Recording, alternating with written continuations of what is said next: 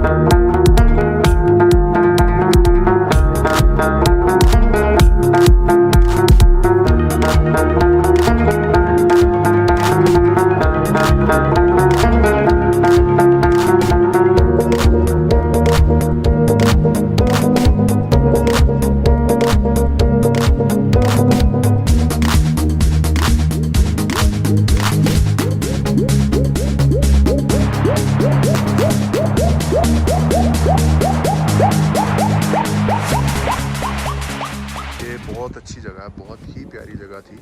और यहाँ पे हमने चेन्स लगाई हैं, ये चेन्स लगा रहे हैं क्योंकि फिसलन बहुत ज़्यादा थी। गाड़ी बिल्कुल स्लिप हो गई एक दफ़ा, वो जो ना फ्लिप हुई है और बहुत मुश्किल से जो है ना वो कंट्रोल हुई थी। ये नज़ारा बहुत प्यारा। अभी हम मॉडर्न लेक नहीं पहुँचे हैं तो हमें ये चीज़ मिल रही है। अभी जब हम जाएंगे तो फिर तो और मज़ा आएगा। ये जब बर्फ़ गिरती है सड़क पे और ये ब्लैक आइस बन जाती है, इसको कोहरा कहा जाता है, इस पे गाड़ी बहुत ज़्यादा स्लिप होती है, जिसकी वजह से इसको चेन लगाई जाती है। ये जो गाड़ी है इसको यहाँ पे चेन लगाई जा रही है, इसके अगले टायर्स पे लगाई जाती है ताकि गाड़ी स्लिप ना हो। 4x4 जो बड़ी गाड़ी होती है उसमें ये होता है कि तकरीबन जो है ना वो स्लिप नहीं होती, बहुत कम होती है, और अगर होती है तो उसको भी चेन लगा ली जाती है। अभी जो हमारे पास 4x4 गुजर रही हैं उनको चेन्स नहीं लगी हुई हैं, ठीक है। और अभी ये छोटी भी गुजरी है, इसको भी चेन नहीं लगी हुई, लेकिन हमारी गाड़ी पूरी एक तरह से फ्लिप हुई थी और वो फ्लिप होते होते बहुत मुश्किल से कंट्रोल हुई है। चेन्स हमारी लग गई हैं और इस पे बहुत मुश्किल से चला जाता है। मैं आगे गिरा हूँ बहुत। अच्छा जी, ये बहुत ही ख़तरनाक किस्म की जो है ना चढ़ाई थी। ये 3-4 गाड़ियाँ पीछे फंसी हुई हैं, बड़ी गाड़ियाँ 4x4 फंसी हुई हैं। वो उसमें ये सीन था कि पीछे से तेज़ी से आएंगे तो ऊपर चढ़ जाएंगे। अब हमारा वहाँ पे एक जीप वाला आगे आ गया, जिसकी वजह से हमारी गाड़ी वहाँ रुक गई। अब वहाँ से बहुत मुश्किल से निकले हैं।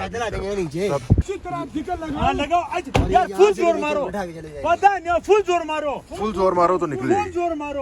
चलो फुल जोर मारो ने, फुल मारो निकलेगी। निकल गई। शाबाश निकल जाओ यार, इसी साइड पे रखो।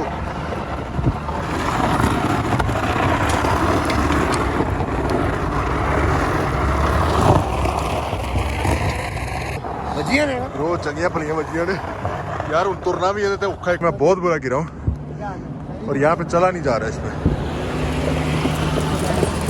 4x4 भी चेन लगा के जा रही है। ओहो, इतनी खतरनाक किस्म की चढ़ाई है। वो पहुँच गई हमारी गाड़ी भाई साहब, वो चढ़ाई थी और यहाँ पे चेन लगा के भी गाड़ी फंसी है। बड़ा औखा काम है यार। ओह जी, हम लोग पहुँच चुके हैं इस वक्त सैफुल्ला लेक, जो हमारा लास्ट पॉइंट था। ये देखें जी नज़ारा, पीछे सारे पहाड़ों पे बर्फ़ ही बर्फ़ है इस वक्त। क्या प्यारे नज़ारे हैं। मेरा दिल कर रहा है मैं वहाँ चला जाऊँ, बिल्कुल अकेला, ना कोई नहीं है। कोई ये आपको लोग नहीं नज़र आ रहे हैं, ये दरख्त हैं छोटे छोटे, और बहुत ही प्यारा सीन आ रहा है। फ़ोटो सेशन हो रहा है। ये वो देखें, ये देखें। अच्छा, यहाँ जो है ना थोड़ी सी फ्रिक्शन है, तो हम चल सकते हैं यहाँ पे थोड़ा बहुत, इस लेक की सूरत हाल ये है कि काफ़ी हद तक जो है ना वो फ्रीज हो चुकी है, यहाँ भी, ये भी, और वो साइड से भी अंदर थोड़ा थोड़ा है। मैं अकेला इतनी दूर से इस टाइम यहाँ पे अकेला हूँ। आखिर किस्म के नज़ारे हैं यार, मज़ा आ रहा है। बर्फ़ में जब मैं आया हूँ तो ये देखो, यहाँ से इतनी इतनी गहरी बर्फ़ है ये नीचे, ठीक है। और यहाँ इस टाइम मैं पत्थर पे खड़ा हूँ, पाँव मेरे बिल्कुल सुन्न हो गए हुए हैं। अच्छा, मैं आप लोगों को थोड़ा सा इसके बारे में बताता चलूँ। ये लेक जो है बहुत खूबसूरत लेक है, गर्मियों में बहुत खूबसूरत लगती है जब भरी होती है। अभी तो फ्रीज़ हो गई हुई है। 3-4 दिन पहले यहाँ पे स्नोफॉल हुई थी, रात को होनी है, लेकिन हम लोग रात को यहाँ पे नहीं रुक सकते, यहाँ होटल्स वगैरह नहीं है, तो हम कलाम में जाके रुकेंगे वापस। तो इतने तरह बड़े माशाल्लाह पहाड़ हैं ये, और ऐसे करके देखना पड़ा है इन पहाड़ों को। बिल्कुल ऊंचाई पे इस तरह से होते हैं, और कैसे इनके ऊपर जो है ना सफ़ेद पर्दा है, और बड़े ही कुदरत के नज़ारे हैं। कैमरा इतने अच्छे से इसको जो है ना वो रिकॉर्ड नहीं कर पाता है। हमारी प्लानिंग यही थी कि हम कलाम जाएंगे, कलाम से आगे डिसाइड करेंगे। तो मॉडर्न लेक इससे पीछे है, ये सबसे एंड पे जो है ना जहाँ से आगे रास्ते बंद है, ये आखिरी पॉइंट है, यहाँ तक जो है ना हमने आना था। ये वैसे बर्फ़ में देखते तो और ज़्यादा अच्छा हो जाना था, लेकिन जो मिल गया हमें वो भी 1.25 लाख है। वैसे कुछ जीप्स जा रही हैं, वो शायद कुछ आगे गाँव है वहाँ तक जा रही हैं, लेकिन कह रहे हैं कि आगे रास्ते बंद है, आगे नहीं आप लोग जा सकते। मैं आपको अच्छी चीज़ें तो बता चुका हूँ, लेकिन बुरी चीज़ ये है कि बहरीन से कलाम तक का रास्ता बहुत ख़राब है। बहुत सारे ऐसे जगह हैं जहाँ पे रोड ख़राब है। वो वजह यह है क्योंकि हर साल यहाँ पे बहुत ज़्यादा सैलाब आता है, बहुत ज़्यादा सैलाब आता है, जिसकी वजह से रोड्स ख़राब हो जाते हैं, रोड्स तबाह हो जाते हैं, और प्रॉपरली हम जो है ना वो रिवर के अंदर से गाड़ियाँ लेके आते हैं, क्योंकि रोड्स पूरे पूरे उल्ट गए हुए हैं। एक तरह से सैलाब आता है, रोड ख़राब करता है, रोड को उल्टा देता है, ठीक है। तो ये चीज़ें जो है ना यहाँ पे हैं थोड़ी बहुत, लेकिन ये सिर्फ और सिर्फ रास्ता बहरीन से कलाम का 37 किलोमीटर का है, और ये थोड़ा सा ख़राब है, लेकिन लोग आ रहे हैं, शौक के लिए आते हैं। जब आपको शौक होगा तो आप इससे आगे भी जा सकते हैं अगर रास्ते खुले हों तो।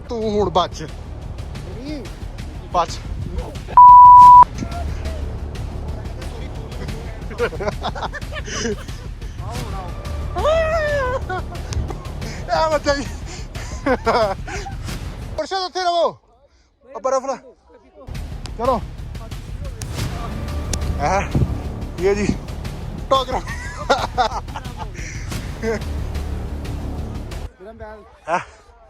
बैल की तो सुटता ही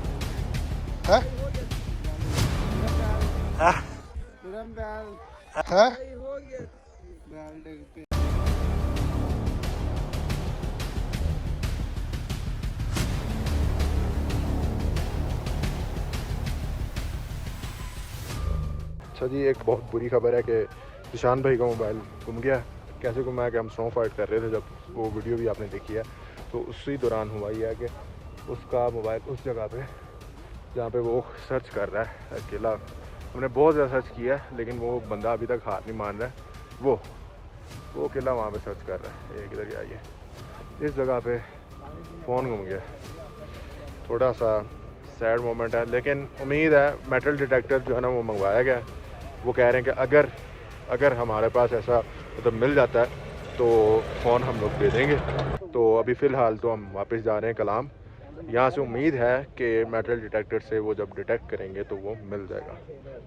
आजा यार आजा। अच्छा जी, हम लोग पहुँच चुके हैं इस टाइम मॉडर्न लेक पे। मॉडर्न लेक हमारा वैसे फाइनल पॉइंट था जहाँ आना चाहते थे। तो यार मैंने सोखते लें दो थोड़ा यार, सारे पैर मेरे जमे पे ने। अच्छा मैं ग्लव पैरा ते ग्लव पाए ने, गाइस चेक करो, पैरा ते ग्लव पाए ने। सॉक्स यहाँ पे रखनी है, पाँव पे मैंने ग्लव्स पहन लिए हैं क्योंकि पाँव मेरे फ्रीज हो चुके हैं इस टाइम पे।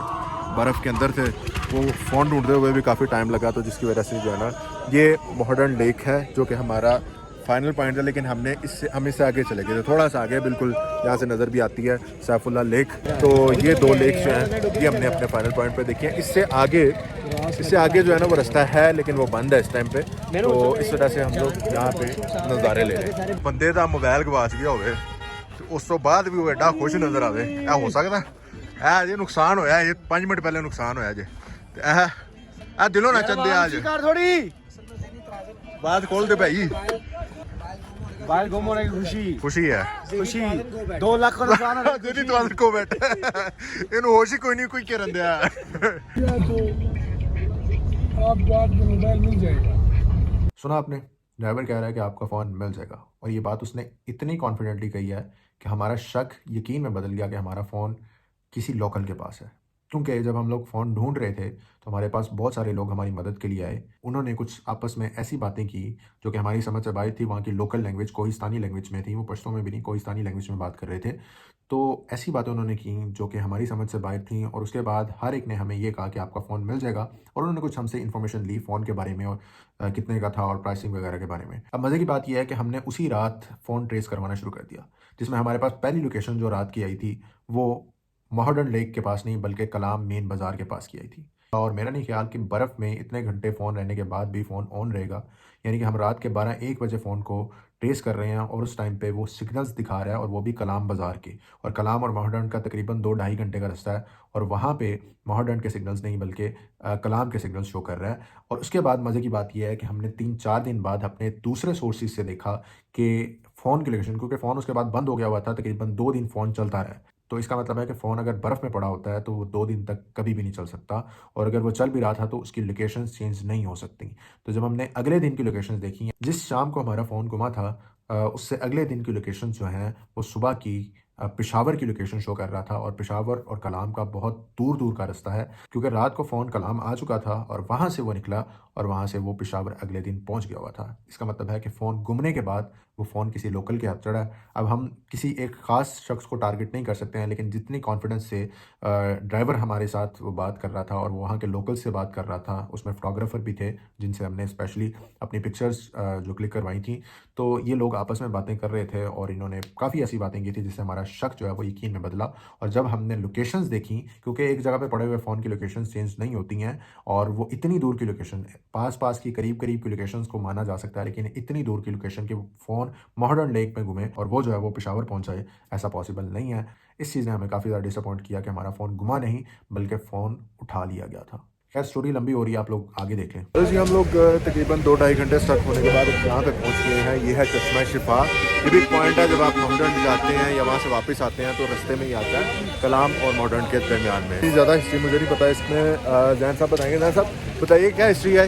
ये चश्मा शिफा है, और यहाँ के लोकल्स कहते हैं कि सदियों से ये पानी जहाँ पे चल रहा है, और कहा जाता है कि जो यहाँ का पानी एक बार पी ले वो उसमें हर बीमारी की शिफा, शुगर और ब्लड प्रेशर के पेशेंट्स के लिए ख़ास तौर पे कहा जाता है। ये ऊपर से आ रहा है, जब गर्मियाँ होती हैं तो काफ़ी तेज़ पानी इसमें आता है, और ये जो है ना कंटिन्यूसली चल रहा है। और ये जब बहुत ज़्यादा पानी हो जाता है तो ये रोड के ऊपर से जाता है, ये सामने जो रोड है इसके ऊपर से जाता है। फ़िलहाल ये नीचे से जा रहा है क्योंकि जितनी बर्फ़ और बाकी जो चीज़ें उसको रोक रही हैं वो रोक सकते हैं, लेकिन फिर भी ये कंटिन्यूसली चल रहा है। अदरवाइज़ इतना टेम्परेचर है यहाँ पे कि ये जो है ना स्टक हो जाता है, ये एक जगह पे रुक जाएगा। लेकिन पानी जो है क्योंकि वो मेल्ट होके आ रहा है चश्मे में से, तो इस वजह से ये इसकी स्पीड अभी भी बहुत ज़्यादा है। लेकिन जब गर्मियाँ होती हैं, जब वो मेल्ट होती हैं चीज़ें, तो उस टाइम पे ये बहुत तेज़ आता है। तो ये जो है ना, ये हम लोग इसमें ट्राई करेंगे।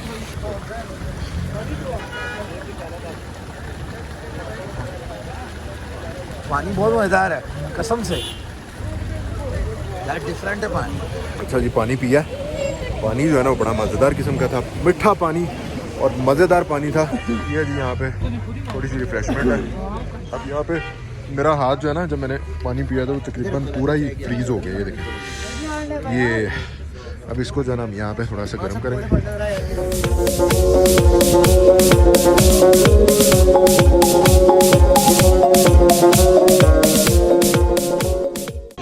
करो गल, चलो गल करिए यार।